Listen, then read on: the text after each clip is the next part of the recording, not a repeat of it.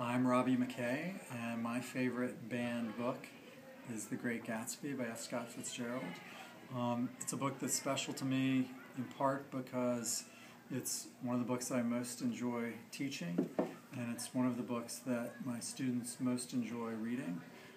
But more than that, I think it's an important book for people to read because it gives us a perspective on the American dream that is different from the perspective that the media is providing to us sort of over and over again. And it raises questions about that American dream, kind of what the dark side of the dream might be, while also showing us the splendor of the dream. It shows us really, to some degree, the heartbreak that can result from it. And it's also a really nice love story, and one of the most beautifully written books that I think anyone, in America at least has ever written.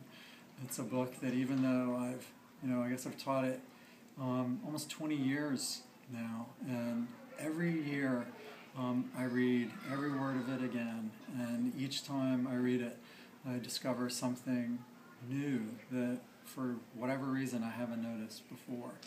It has a lot of wonderful secrets in it, and wonderful, beautiful moments that are worth anybody reading. It's hard for me to understand necessarily why it would be banned.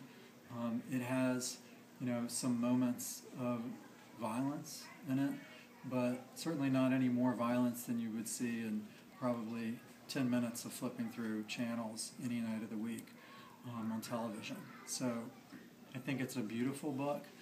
It's a book that certainly every American should read, and particularly those who have questions about the value of pursuing the American dream as it's often cast to us in terms of happiness being equated to wealth, let's say.